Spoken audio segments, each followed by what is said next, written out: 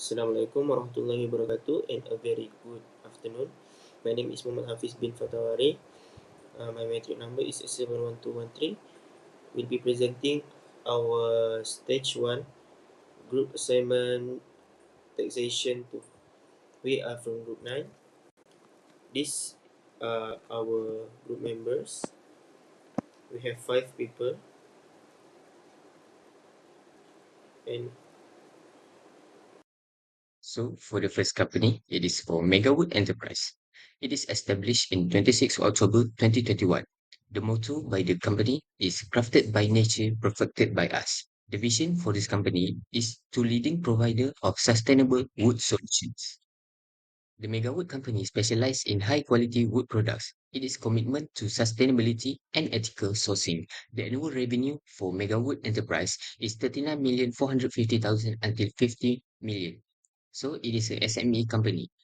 The employees for the Megawood Enterprise is 100 plus, and the sources income come from business royalties, rental, and interest earnings. There are three types of wood that Megawood Enterprise has been using for this product. So for the first one is hardwood. Hardwood comes from the trees that lose their leaves like oak or mahogany. It is slow growing and very strong, best for high quality furniture, flooring, and detailed woodwork. So for the second one, it is softwood. Softwood comes from cone-bearing trees like pine or cedar. It is grows faster and is lighter in weight, commonly used in building materials and outdoor furniture. So for the last one, it is an engineered wood. It is made from real wood, wood chips, or a mix. It is combining real wood and wood chips. So it is include product like a plywood or MDF. It is great for shelves, walls, counters, and very versatile and cost effective. Okay, for cost comparison, when comparing the cost of different type of wood, we can see some clear differences. Firstly, hardwood tend to be more expensive. This is because hardwood trees grow more slowly and the wood is more durable, making it more costly to produce. In contrast, softwood is generally cheaper because it grows faster and it's easier to process. Finally, engineer, engineered wood is the most cost effective option. It is manufactured using wood scrap or layers, making it affordable while still maintaining decent quality. Okay, this slide explains our focus on sustainability and our future goals. We are committed to responsible forest stewardship, ensuring that our resources are managed wisely. We are also expanding eco-friendly processing techniques to minimize eco environment impact.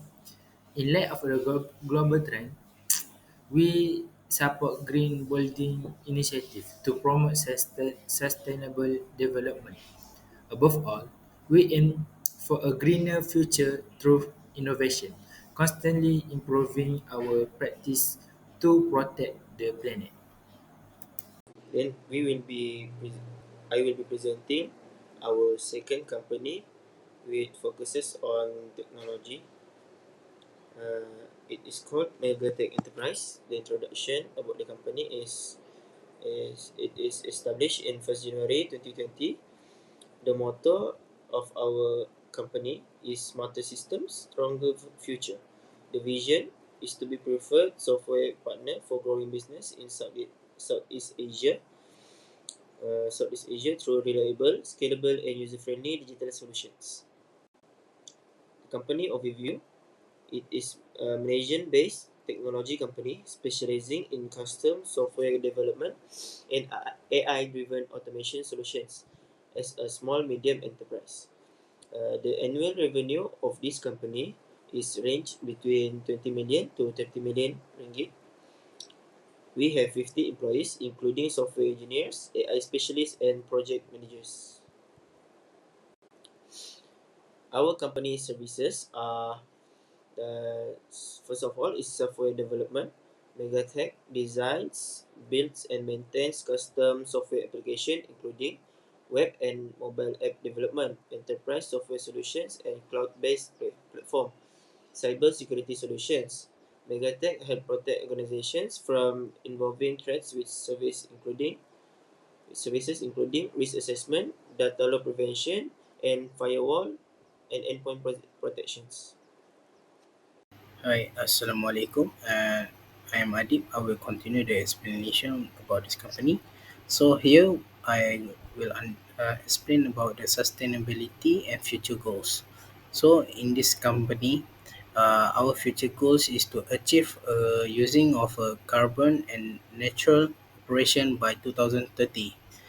Also, we want to increase the investment of R&D budget into green and ethical technologies. Next, we want to expand global tech education and inclusions program by 2028. And lastly, we want to develop a circular technology product line by 2027.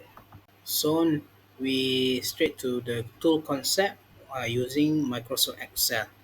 So first we use to calculate the different income type where the business income is earned from a company regular operation and allow deduction for necessary expenses like rent, salaries, and advertising.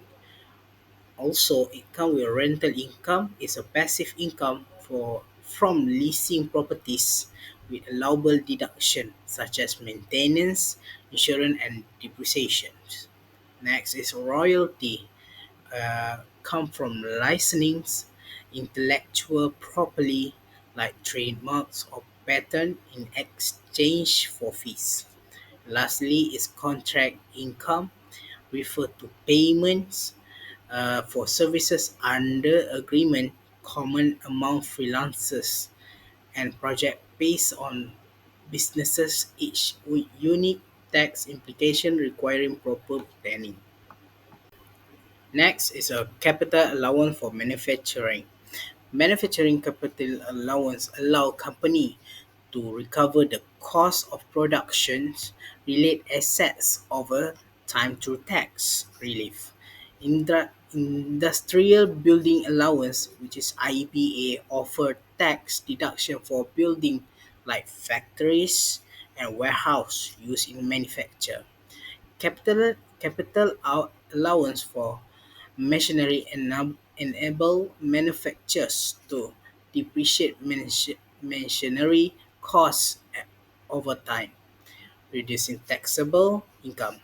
And lastly, combined allowance improve cash flow and support the investments by making capital expenditure on building and machinery tax deductible.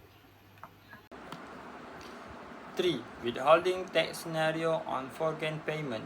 Withholding tax on the non-resident Asia Malaysia collects tax on income source with the countries such as royalty, service, and interest paid to foreign entities. Royalty payment to non-resident are subject to withholding tax with rates influenced by Malaysian Income Tax Act 1967 and applicable double taxation agreement. Service fees paid to foreign provided, example for consultancy or engineering service performed in Malaysia, may trigger withholding tax obligation. Interest payment to foreign lenders are also subject to withholding tax, typically deducted before funds are transferred overseas, ensuring compliance and preventing tax avoidance. 4. Allowable and non-allowable business expense. Allowable business expense are costs directly related to business operation and are deducted from income to reduce taxable business profit. Example of allowable expense include employers' salaries, commercial rent, utilities, advertising, and production materials. For non-allowable expenses are not deductible, often because they are personal in nature or unrelated to business revenue, such as fines, penalty, and most entertainment costs. Proper classification and document are essential for business to comply with tax regulation and justify allowable deduction to tax authorized. 5. Tax incentive on business deduction and double deduction expense. Business tax deduction help reduce taxable income by allowing to deduction of operation expense such as rent, salary, utilities, and professional fees. Double deduction offer exchange tax benefit for special expeditions that contribute to broader economy or social goals such as R&D or export activity. Example of double deduction expense includes employers' training costs, R&D expense, and export promotion costs that support international market expansions. Purpose of deduction is to stimulate business investment, extend productivity, and promote economic growth while reducing the overall tax burden on business.